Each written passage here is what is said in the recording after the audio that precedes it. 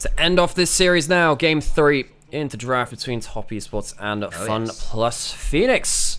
As we get back in our seats, settled in, going for the whole distance of this.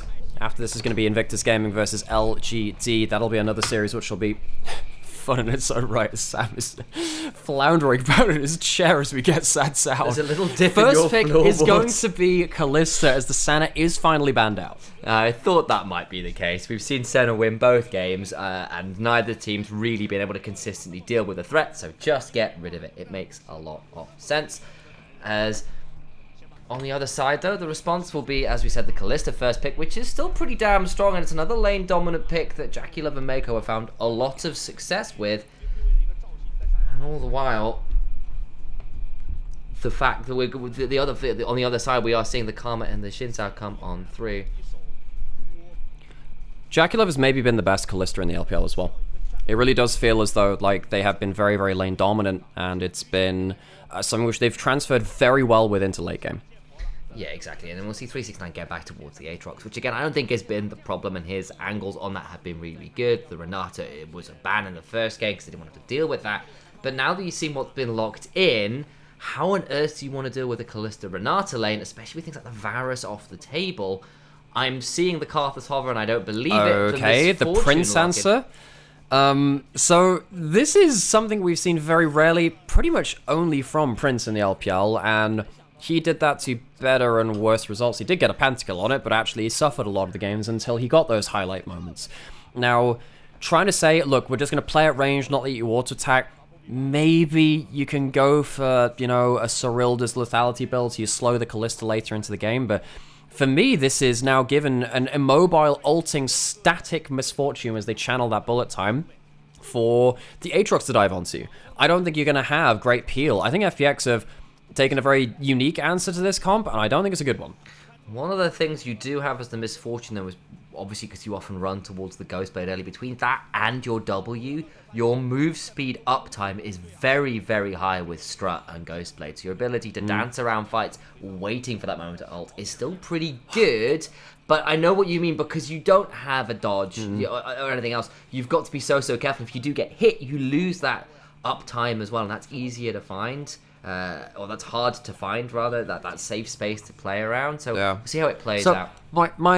My issue is not that the misfortune can deal with the Kalista in a laning phase kind of situation. I think the Maokai as well is great for the setup there. I'm just really worried about what happens into the team fight a little later on. Yeah, exactly that. And the Maokai now being locked in is a pretty big deal for FPX. They're going to have to play that one out best they can, as we are still waiting really to see where that Maokai gets locked. Obviously, support has been a pretty regular spot for it as of late. Oh no, this is definitely going to be the MF Maokai. It's been a combination that we've seen from Team WE, as we said with And that I just one. blanked on the Shinsao briefly. Yeah, and the Shinsao, yeah. So especially with the Shinsao locked in. Now, if you, oh gosh, this is now the problem. You've locked in a laning answer, an individual answer into the Kalista. You've now got the Aatrox that can get on top of you. You've got the Akali which can get onto you, and very little which can stop that Akali going your way as well. And then if you lock in something like the Vi, which yes, can lose out to the Shinsao in early game, you have a significant amount of topside champions which can get right on top of this misfortune and stop them from ever really playing out the fights later into the game. Yeah, there's a lot of ways to make MF's life really, really difficult. A Fiora answer here, though, from Shalahu is... He plays it a lot. He does play it a lot. It's a pick which he likes to pull out. It is against 369. Aatrox versus Fiora is one which has gone back and forth. When you have something like the lethality Aatrox, it's really hard to know when to use your riposte. Because it can be any one of multiple different Qs, which can really end up being a big problem for you. Exactly. It's going to be difficult to manage. And the other thing is, like, if you're putting a lot of attention now as top esports towards dealing with the misfortunes, right? All of your very targeted CC at that single immobile carry, it means you're not putting attention towards where the Fiora is. And that's kind of what, in some ways, FPX are banking on, right? They're looking to say, look, we're going to have an isolated 1v1 because the attention's going to be elsewhere on the map. And that could be a big, big deal. I think my issue is not about the individual matchups which FPX have locked in. I think that Fiora can be a big force against the Aatrox. I think that the Misfortune and the Maokai can beat out, in some cases, the Kalista Renata. Heck, that's not always going to be the case, though. If you take Cleanse and you flash out of the E early on, Kalista Renata can get early leads on you, and I would trust Jack11 Mako to force that question there, force that fight. Problem is, later into the game, the fights are going to be so much harder than Game 2, which they just won. I think this is the best draft which top esports have had in this full best of 3. I think it has a lot of champions which these players are comfortable on. This is where top esports turn up to play. The other side for FPX. It's Milky Way back on that MVP champion of his. The Xin Zhao coming on through. You've got the Karma again for Care, which is pretty solid combo already, and if the Maokai between plus that mid jungle can do enough work to keep Dam alive, not too bad in a 4v4 yourselves. I just feel like I'm kind of there with you. I feel top esports have got a lot of comfort, a lot of early pressure, a lot of playmaking, and Dam's going to have to position really, really well here to avoid all of the things flying at his face. Well, and it's that positioning has been something that we have criticized this series. It's been something that we've criticized this split. It has not been something which has been particularly easy for FPX to overcome. No, it's definitely that Shalahu at the level 1, looking for some of those vital procs, lunges forwards, but doesn't find as much as they were hoping for. You know, I'm not a big fan of Fiora's fencing style. Yeah, we've been over this, but so just for context, guys, so some Nymaera lore for all of you. Nymaera Alex to me for obvious reasons. Yeah. Used to be a big time fencer. In fact, you went to the Nationals of the UK a few times. Yeah, I went to the British Youth Nationals of the for Epee 3 years in a row when I was growing up as a teenager. And yeah, I have issues with how Fiora fences, actually. There are a couple of things which really annoy me. So one thing is that when you want to lunge, you want your head to be as stationary as possible, because if your head's moving about, you can't aim, ever. Because like then your perspective of how you're aiming is a really bad thing. And also, you never want your feet to cross over, because then you're on a really bad point of balance. You need to have them like shoulder width apart or so. And you can see that Fiora when she's just walking, she's just putting herself into the worst place of balance. I think Fiora is a Fiora. I think Fiora is a fencer for show. I actually don't think they know their football. There's some showboating going on, shall we say? A little bit. Well, I mean, I'm not challenging the fact that she's a good League of Legends champion. I'm just saying that if it came down to like fighting on a piece to something with fencing, I have issues with how things work. There is Mako walks up super late, and this is one of the issues which we're gonna have now. Is that so? One of the big things that you can't deny from Kalista Renata very easily is the first 3 levels of pressure. What that allows is Tien to get up towards level 3 to level 4 on the Vi. Level 3, level 4 from Vi is when she becomes a champion. She's not really a champion before that. And while Milky Way is going to be on the Xin Zhao and is going to be very powerful at that point too, Tien escapes one of the weakest parts of his game. Between Bailout and the loyalty program in those early levels, your ability to just keep poking, and then if it does turn to an all-in, you just win because Bailout gives you more uptime for Kalista. I saw a thread on Reddit a little while ago, which it really just knocked me for 6 because I was so astounded that this answer came up, where people were discussing what is the weakest ability in League of Legends. And someone said, oh, it's Renata E. It feels so bad in late game. Yeah, it's not great in late game. It doesn't scale that well. However, at level 1, 2, 3, when you get the damage and the shield in AoE, so if you get a shield onto 2 people and then also the damage onto 2 people with the Guardian on it too, you get like a plus 300, 400 damage trade. It is so broken in laning phase, and that's one of the reasons why Kalista Renata can just keep walking forward and do stuff like this, poke down, see they're tanking up with the bone plating as well, and just give complete control on the bot side of the map. So hard to trade back, and of course, unless Life is really going for an all-in, not really going to find too much to work with, and especially now that Tien is bot side where Milky Way is top, could end up seeing maybe something like a dive, depending on how aggressive Tien's going to play this. There is a ping, they have an idea this might be happening. Well, the problem here is that Fiora can't get this wave into turret. You're sat there looking for a crash to get a free recall. That's not going to be the case. 369 holds the wave in a great position for himself. Gets to reset his HP, get a first buy of the game in. We'll see how good that first buy is. Ruby Crystal, some laning items as well. 369 survives the first bit of lane, despite being on the weak side of map, even on CS, and gets himself into a good position. I think it's also then worth calling out that if Milky Way reveals himself there, then he's kind of a green light for Tien to look for a little bit more in that bot lane. How do you think he would dramatically reveal himself? Would it be like one of the, you know, like the Masked Singer and the Masked Voice or whatever it is? Would it be something like that? I think because it's Vi and you come over a wall with a Q or whatever, it's more like the Kool-Aid guy. Kool-Aid yeah! Just kind of over the top. Oh yeah, you're losing the fight. Oh no, we're getting ganked. Oh yeah, Vi is here. It will work even better with Neon Strike Vi. Exactly. I feel like Vi as well as someone who would just yell that. Yeah, absolutely. Definitely fits the character. 369 comes back in, gets a crash for himself. Now that wave is going to slow push back towards his side of the lane. He's managing this lane pretty well.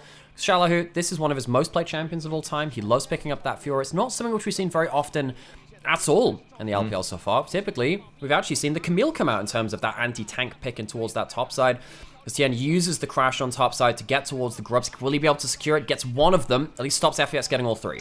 Spot a baller now though is Tien, as 369's roaming on down, but I think Milky Way is still feeling pretty okay to trade this because Care's coming on him, Flash out of the Infernal Chains, Wind becomes lightning afterwards as well. Now 369 needs to go over the wall, but slowed by the Mantra Q. Turnaround now as Mako is here, he gets his own slow. What on earth is going on? Is Cream in danger now versus Doctor, who gets the kill there. Milky Way low, does go down, bailout now coming through, but I don't think it will matter. He will die now, 369 about to fall as well. FPX just wins the skirmish so hard. Mako flashing it out, I think he dies too, and top esports just lose everywhere. Jackie Love stays bot lane, so the numbers advantage is to the side of FPX, despite the fact that 369 had really good wave management in the first few waves and managed to get a crash to make sure there's no top lane priority for the Herald. Tien gets bodied in the 1v1 versus Milky Way, and things go from bad to worse. And suddenly now FPX walk away with a 4-1 early game gold lead, 2 kills over to Dockdown, which will see him into a great point of power versus Jackie Love, the Kalista being the pain point for a lot of this composition, which we said.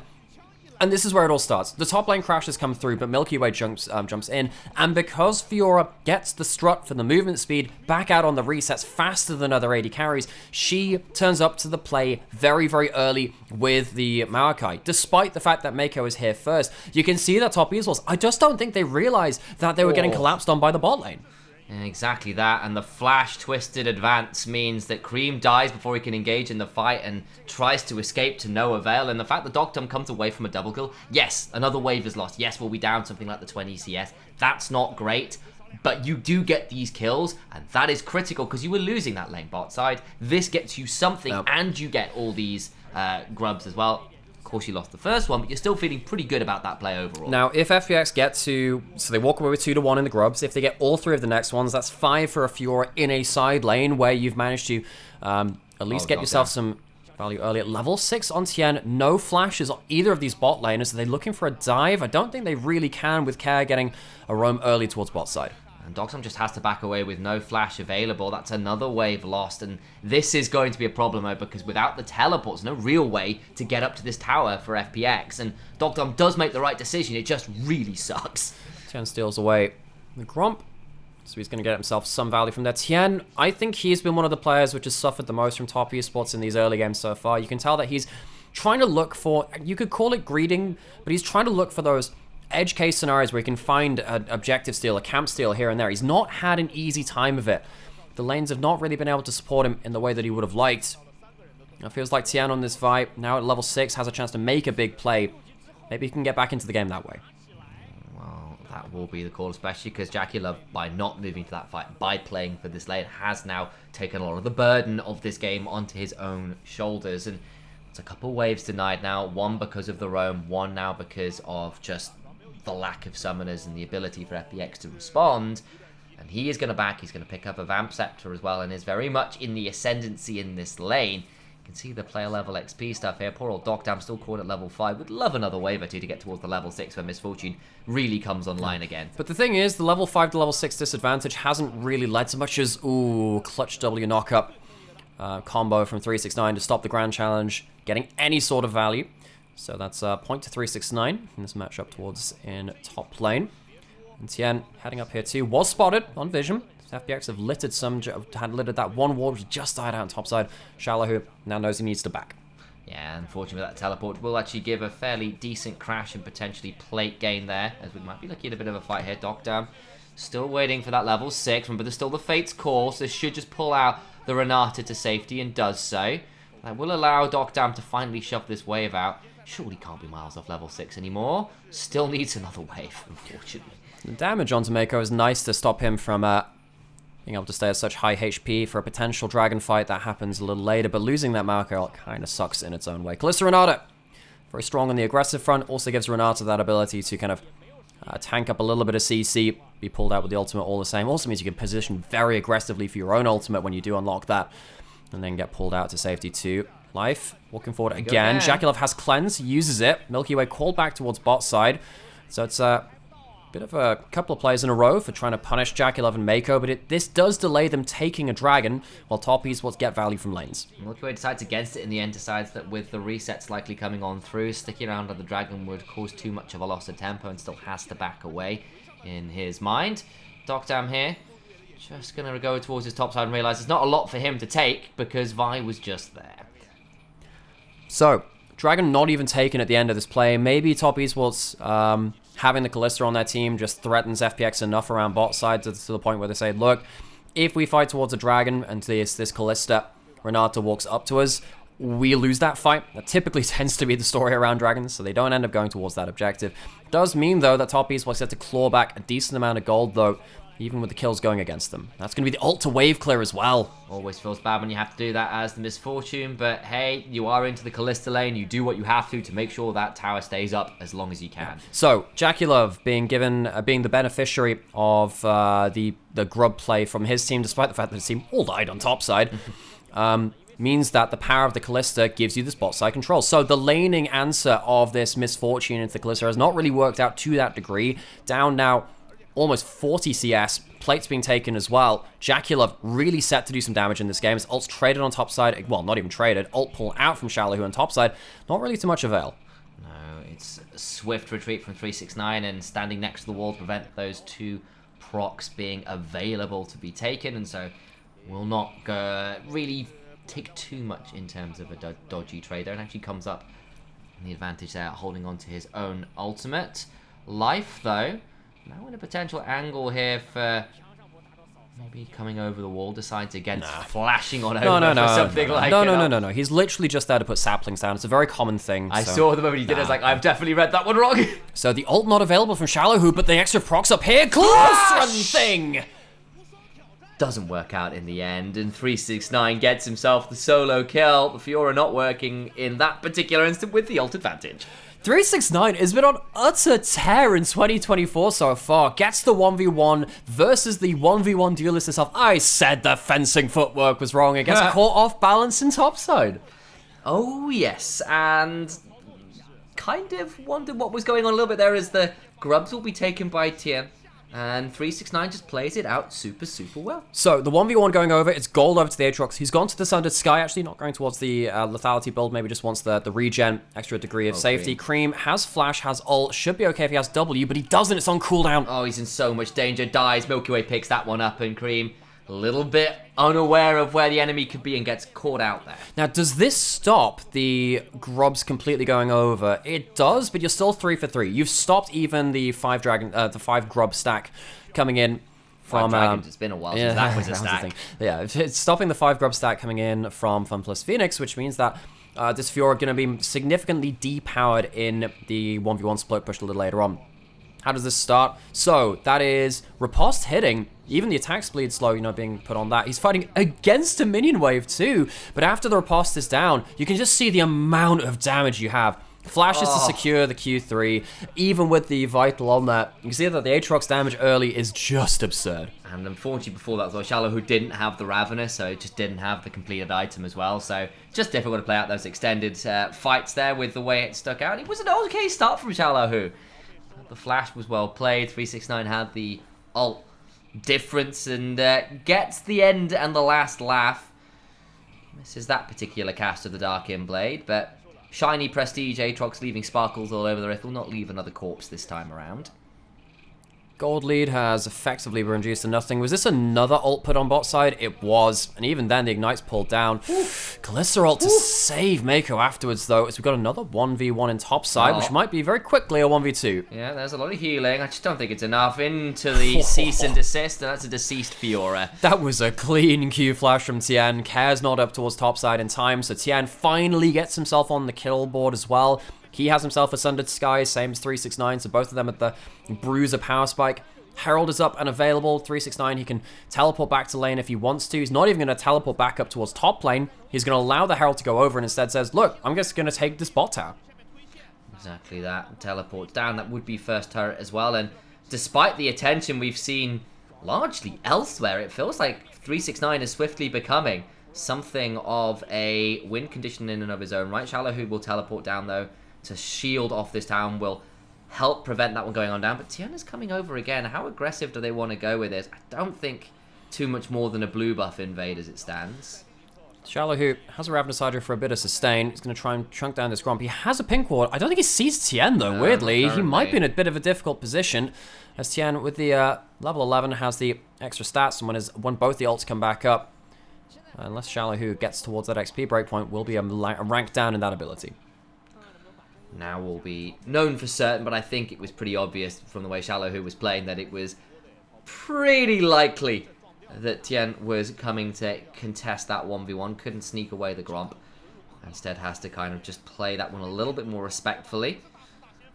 Kind of come into this mid-game relatively even, and some very interesting points of power on both teams, because the Aatrox and the Kalista are both doing very well, but at least Knockdown's got a couple kills. It's Milky Way and Care, though, interestingly, to have a lot of the gold for FPX. And they're not really in the best position to make that much of a difference this game. You know, I feel like the Karma loses value versus the Bruiser tankier members. You can't even pick off someone like the Renata that easily. If you get caught in a low-range fight, that Renata ult is going to be a real pain in the ass. Shallow potentially getting 1v2'd. How quickly is this riposte going to come out? It's not quick enough. The riposte is very late. Doesn't get all that much value trying to get the grand challenge down. Gets a final auto, not quite. And Tien gets behind it as well.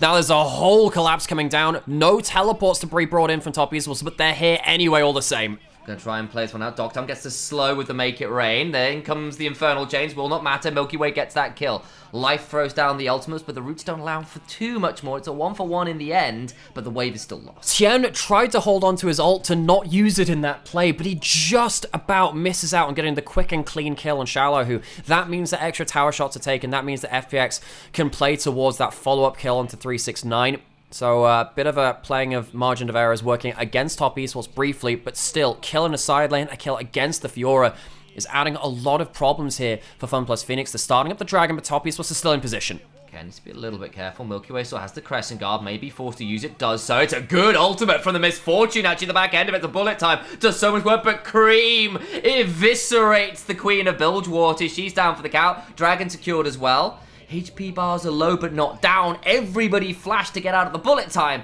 but it's still the MF that falls. And now we see the worries we had about the Misfortune. Your positioning's got to be good. You got to be able to get XYZ done. Could not have any chance to do damage there. Mako, great ultimate to stop him from getting much value. Now Shallow, who caught out in bot side. There's no Viol this time, but I don't think it's going to matter. Shallow has got a teleport, though, to try and respond, and will be saved by the bell, so to speak, or at least the F key.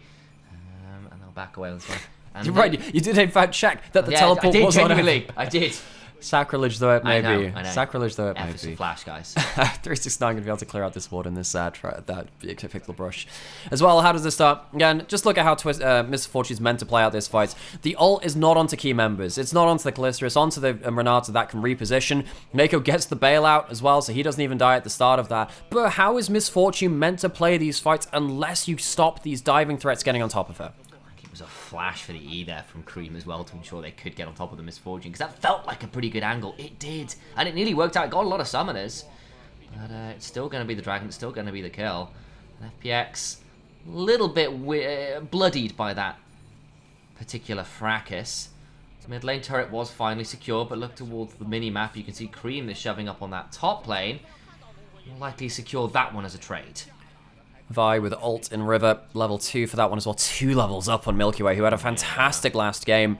Has just not had the same ability to pin back Tien. Again, he's such a point of power getting up towards the Frozen Heart as well. He's going to be very, very tanky in terms of surviving the initial engage. FPX, they find themselves at a gold disadvantage. And that's going to be a big problem for them. At least they have some sparing ward coverage right now, but they don't even have a flanking threat from the top laner. This Fiora needs to be getting value in side lanes and just simply hasn't this game.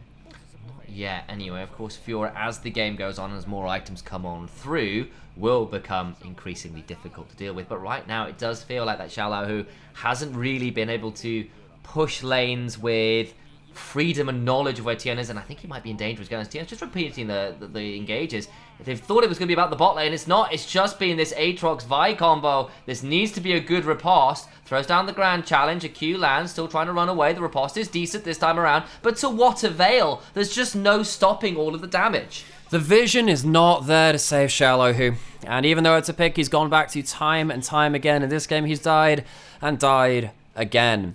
369, fantastic understanding of the matchup, fantastic handling of the early waves, and fantastic comboing up with Tian later into it. I think whenever you're picking skill matchups versus 369, you have to think again. I think that Fiora versus Aatrox does classify as a skill matchup right now, and we've seen that 369 has done very well in that one. A significant ability to play out this game, and he's even going towards the Profane Hydra as a second item now because he feels like he has so much gold, he doesn't even need to go full tank.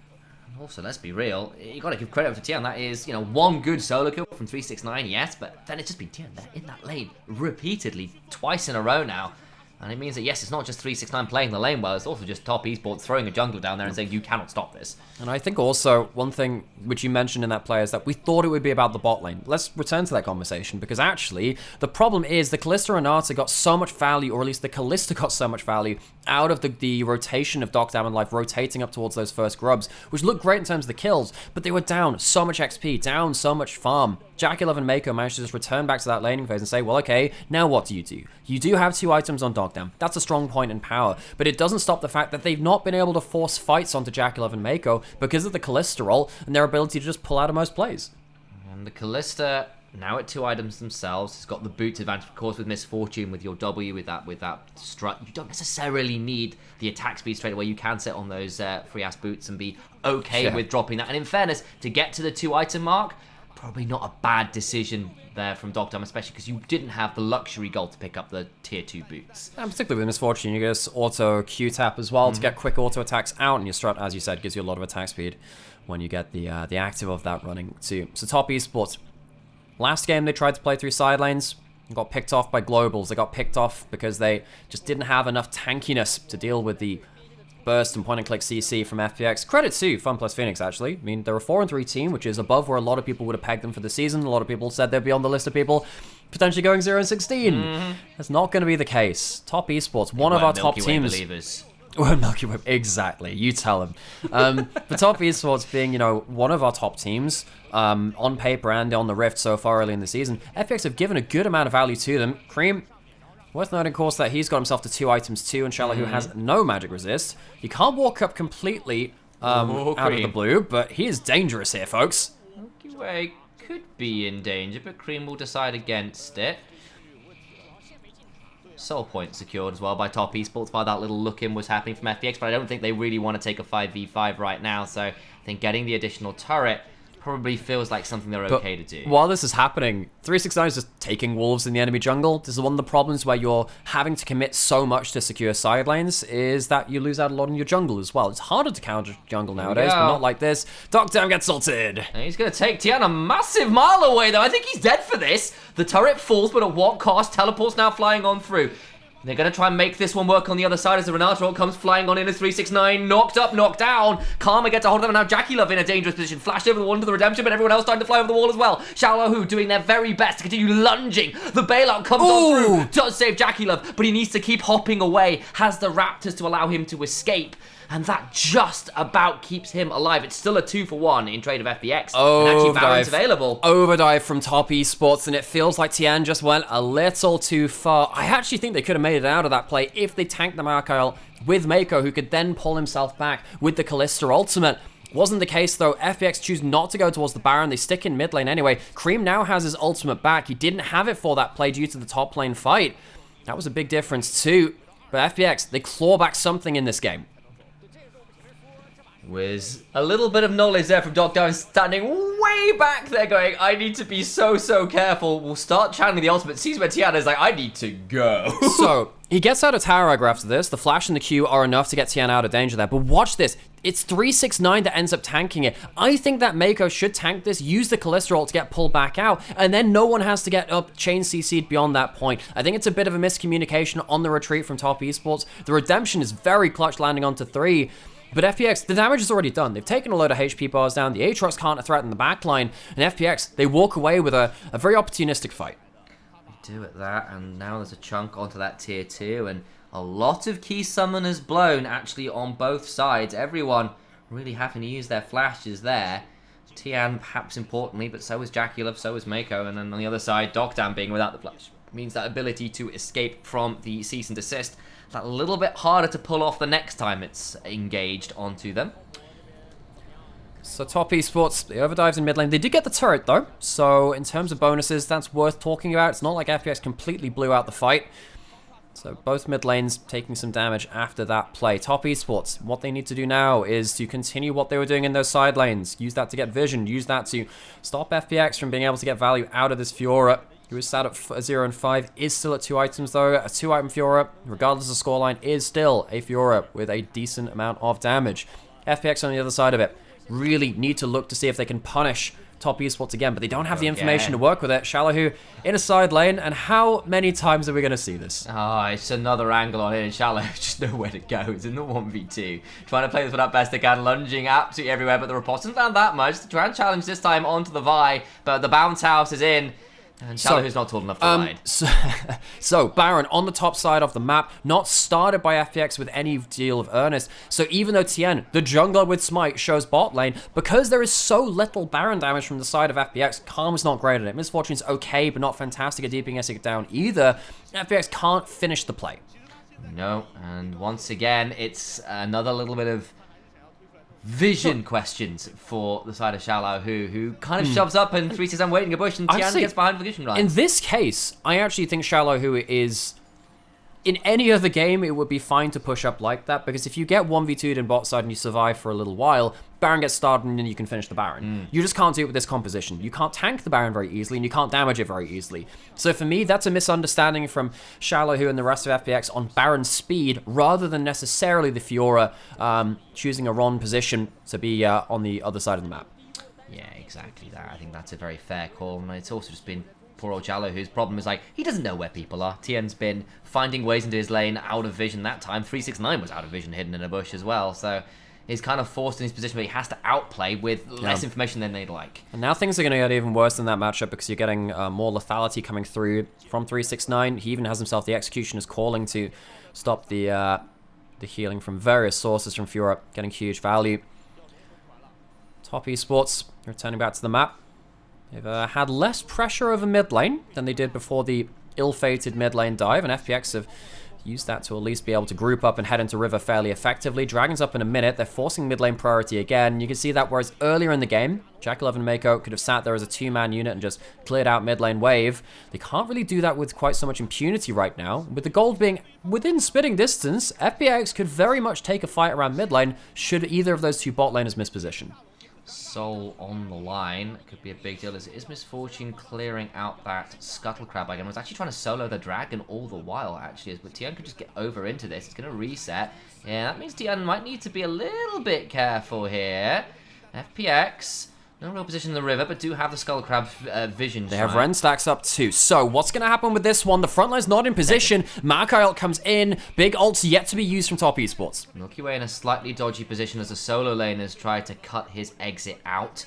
That won't happen all the while though. Shallow, who is shoving, it was a 4v5 the entire time, teleporting in onto the minion is 369, but the tower still goes down. Okay, but they're looking to maybe cut him off at the pass. Shallow, who has flash, has teleport, but I don't think he's getting out of this one. It's a very long lane. FPX have already given up on the top laner. They're pushing mid, trying to get the mid lane in a turret. I think they will do, so it's going to be a kill for 2-tower trade. The riposte isn't bad. Still continuing to run away. Finally gets on in with an ER, though, and all the while, the mid lane inhibitor turret about to fall. Okay, but the problem is now, FPX have just left the Baron alone, and whereas FPX have slow Baron speed, that is not the case for the Blade, Rageblade, Kalista team, FPX are staying in the base. There are recalls being channeled. Oh, wait, are they? The backs are being stopped. They're going to lose Nexus turrets. So much. Oh, man, his life is just stopping people backing. Cream's gone golden. He's about to fall. Will do so. They're going to turret's gone. And they've no ways to get back in time. They're about to recall now, but I think it's going to be too little too late. FPX just walk through mid and end the game.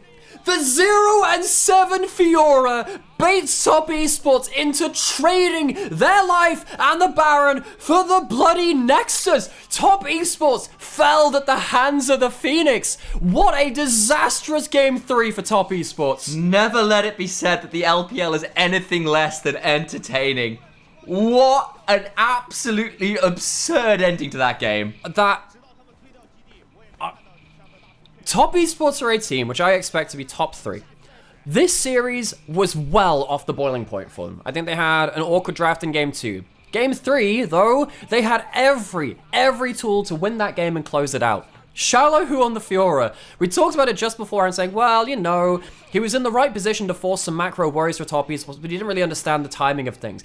That time in top lane, you can see that Top Esports blew so much, and he finally managed to buy enough time. I'm actually quite satisfied for Xiaohu. He had a bit of a shit time in that game, but honestly, he was a key part to FPX being able to pull Top Esports around the map and then finally end the game. Despite it being Top Esports' mistake, I'm happy for that Fiora.